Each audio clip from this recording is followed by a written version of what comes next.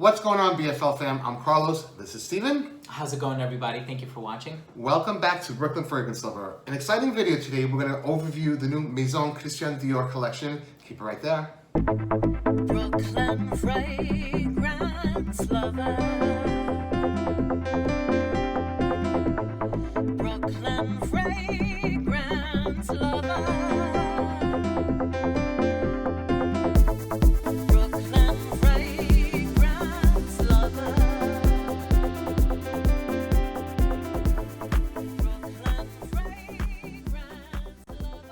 This is quite a spread here. Quite the lineup, 12 brand new fragrances. Yes. It was previously called La Collection Privée, translating to the private collection. Some have been eliminated. Yeah, unfortunately. One of my favorites is in there, Eau Noir. Is kept It's totally gone. discontinued. I'm sorry to hear that, but I'm sorry. Mitza, another good one. Really? Yeah. That's It's a sad. bummer. That line, for the most part, was pretty out there. It was a loud, very oriental line. Oh yeah, for sure. Some even challenging fragrances. Oh, Leather Oud. Ambre Nuit is definitely oriental, in oriental territory. Bois d'Argent is another one that I love as well. But they chose to stick with some of them and they reintroduced them in the new collection. And now they're credited as François de Machy's compositions, or at least according to Fragrantica. Okay, so hopefully some of your favorites are still in the collection. Mm-hmm. This new collection is very different than the previous collection for sure. These are all airy, they're very floral, they're very kind of feminine, some of them more so than others, but it's a totally different direction. Still luxury, still smell magnificent, but it's night and day pretty much in terms of types of fragrances that they are. Yeah, you won't find a Leather Oud in here, or an Eau Noir. No. And whereas, you know, with the older collection, Eau Noir was Francis Kirk John, Bois d'Argent was Annick Menordo, or is Annick Menordo, I should say, it's still around. All of these are François de Machy, and so many of them have rose in it. Yes. I noticed that. When we were looking at the note breakdown, so many of them contain rose. There's definitely a floral theme going on here, and it's very airy, and some I like, some I don't overly love, but it's definitely different. We'll start with this one here. This is called Jasmine des Anges, which means Jasmine of the Angels. This is jasmine and apricot. That is a very pretty jasmine, but you gotta love jasmine. And this is not an indolic jasmine. It's not, no. It's clean and light and almost weightless, if you will, but it's definitely a white floral. I love this one. It's not something that I would personally wear, but I do go for walks occasionally around my block, and I have a neighbor who grows jasmine in her garden. Nice. And every time I walk around the block, I just get a lungful of it, and it smells so good. I get the fruitiness in here. The jasmine definitely overpowers. It's not indolic, so I'm not reminded by Alcat by Xerjoff or Alien by Thierry Mugler, but well done, Jasmine. Very well done. For jasmine lovers, this one will be for you. The next one up is called Rose Gypsy. This has rose and it has green notes. It feels very dewy. It feels very natural and fresh and very feminine. Oh, okay. It's not your heavy hitter rose like an Amouage, Lyric Man, or anything like that. It's a feminine, soft floral. It's not as feminine, at least I don't think it's as feminine as Sakura. Okay. I think this one has a slight jamminess to it. I'm almost reminded of Imogen Rose by Guerrilla Perfumes by Lush. But not quite as jammy. But there is, the rose note is right up there on top. It's natural smelling, but I don't know if that's something that I would personally wear, but beautifully done. Yeah. I think I much prefer that over the other roses in this collection. Okay. Yeah. Moving right along, we have, I believe we have here Souffle de Soie, which is rose and tuberose. Okay, interesting. This doesn't seem as feminine to me. Okay. Definitely floral and smooth, but not quite as feminine as the previous one, to my nose anyway. You know what, you're right. Whenever I smell tuberose, depending on what other floral it's counterparted with, it could either smell really feminine, in the case of this scent, with rose I mean. I don't think this one in particular smells feminine, but it also pairs really well with iris. But I actually really do like this combination here. But like you said, I don't think it's overly feminine. It is something that I wear, I just have the impression that it's gonna be really light. So Okay. far of the ones that I've smelled, that has been the lightest. We prefaced this whole review saying that these are light, and so yes, indeed, you would be correct on that. Yeah. Although I do think that there are some in this collection that would perform well. I haven't tried all of them on skin. I came to your house last week, was it? And I tried the ones that you had in the little atomizers that look like these, and some of them lasted a good amount of time. Happy Hour being one of them. So we'll talk about it. How do you pronounce this? Diorissima. Diorissima. This is what is it again? Orange and... It's orange and musk. Musk, that's right. Orange and musk. So we have a clean fragrance, we have a citrus fragrance, we have a summer type fragrance. I do like this. I think I would like it better on skin. It's a tad light on that paper, but we did set these up about an hour ago. So that's saying something, if it lasted on the test strip, yeah? Yeah, that is true. And I can still smell the orange. It's not overly pulpy or rindy or anything like that. It's just a clean citrus, basically. But the citrus is there, and that's impressive. You know, we got delayed in recording this video for a little bit. The baby started crying, and we Family life, had what to do you wait do? until she It got is what put it to is. bed. And Poor thing is teething. I know, but impressive. That's another one that I would like to try on. Yes. So far, I think that's the one right next to Rose Gypsy. That's the one that I like the most. So. Really? You don't like souffle? Guess what?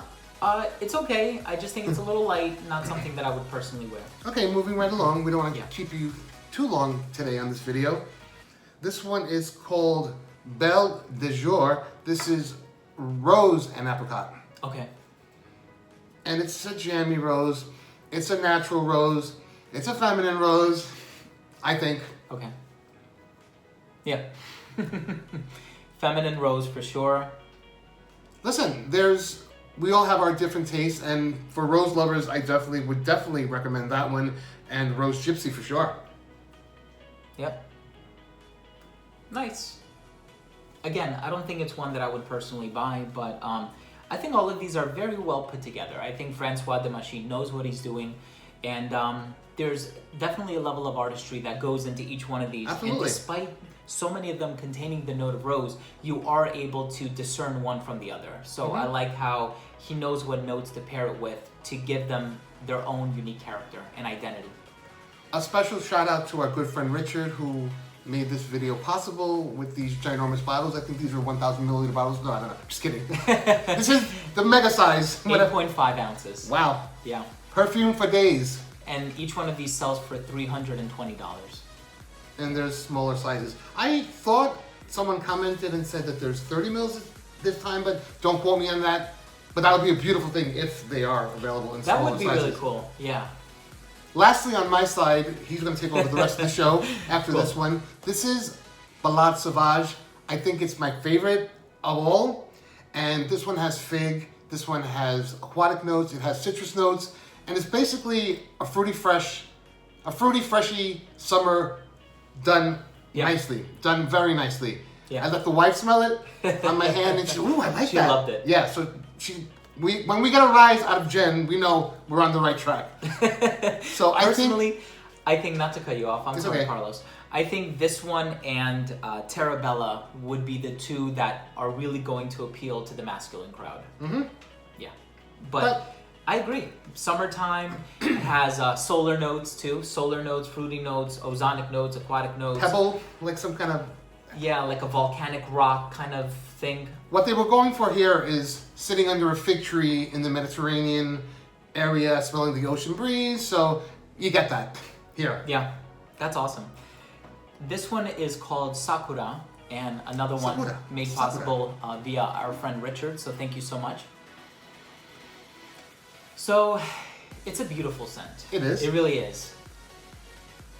I enjoy it. It has Japanese cherry blossom. It has like a little bitter almond in the background. Just a nuance of it, not anything overly pronounced. And rose, of course. It smells exactly how it looks. So if there was Right. any way to translate I was telling Steve for like, Look at this juice. Look at the juice. This screams alpha male fragrance. Come on. Smell it on my hand. Situational irony. I think it goes a little powdery. It went powdery on my skin, Okay. which almond does that at times on my skin.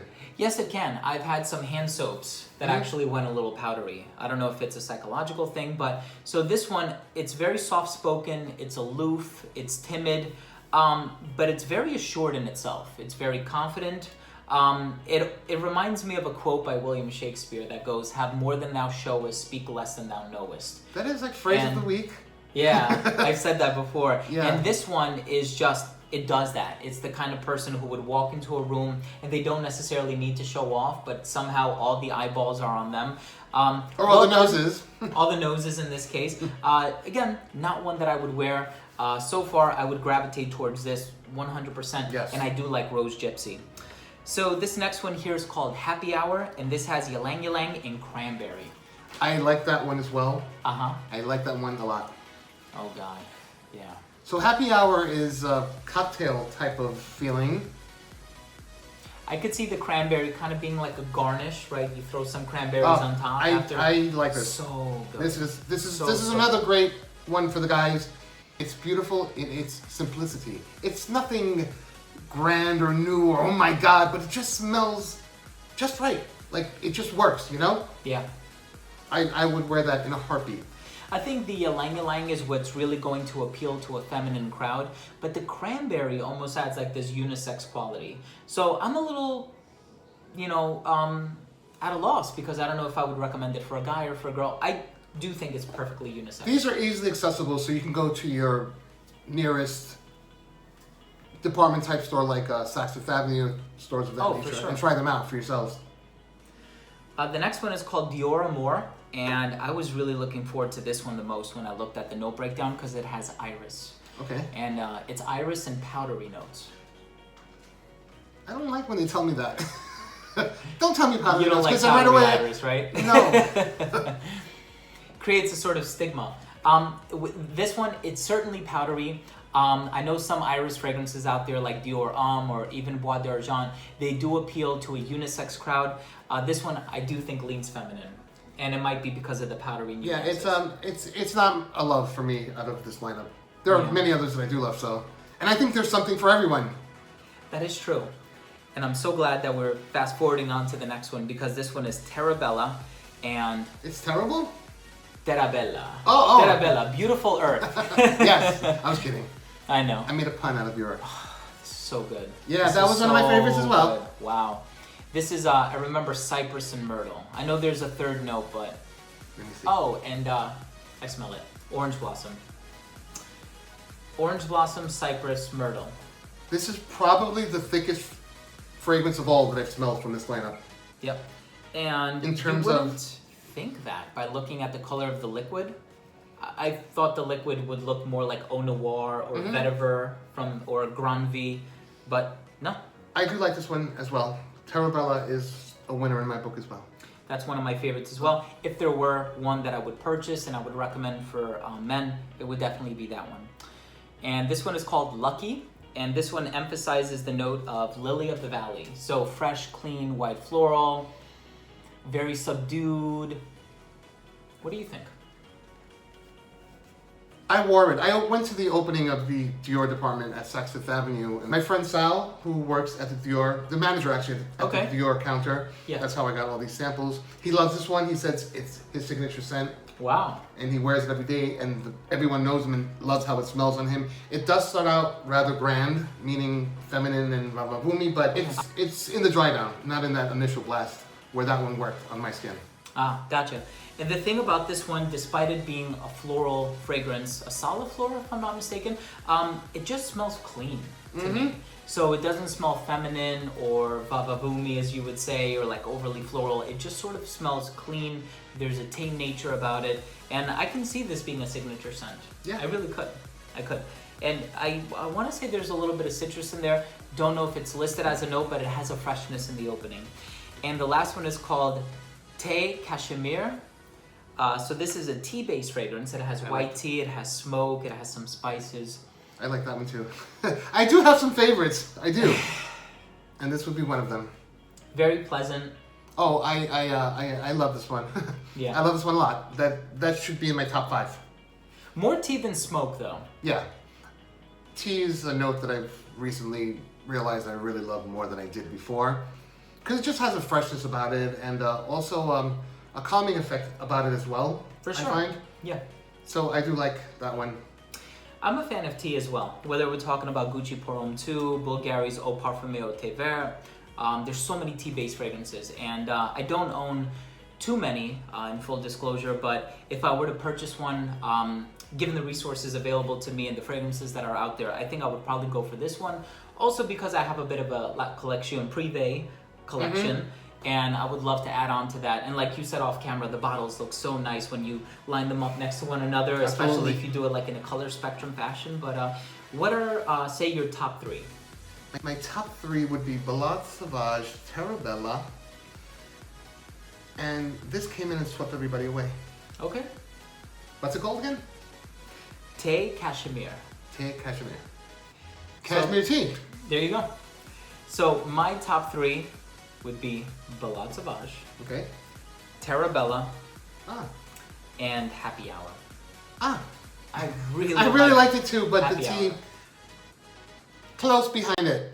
Yeah. It'll be number 4. Let's say that. Just this one, Happy Hour, is one of the fragrances in the collection that's not as soft-spoken as the rest. And I generally tend to gravitate towards the darker, heavier scents. And so that's why I really like Terra Bella, this one. And this one is just so easy to wear, and it has a masculine appeal about it. It's definitely perfect for summer, so that I'd say, I don't know how well it would do in the winter, but you never know. Sometimes it's great to wear a summery fragrance in the dead of winter because it brings you back to the summer times and just for memories and stuff, but they don't. Some fragrances just wear better when you're sweating, and they're meant to be worn in hot weather. That is true. I did mention something in the beginning of the video. I just want to comment on it. Happy Hour, I mentioned the performance. I got 6 to 7 hours. So it's not monstrous performance, but it lasted a good amount, and I'm happy with that. I got great performance when I wore Lucky. Wow. And this guy here, Belle Sauvage, I just sprayed it once a couple of weeks ago when I was first testing the line, and it needs a good hefty dose to stay on skin, and it does last for around that time, 5-6 hours. Perhaps maybe a little pricey for a summer type freshie, but the quality that went into all of this whole collection really speaks for itself, and your nose will see. Your nose will see. I can't hear you. I don't have my glasses on.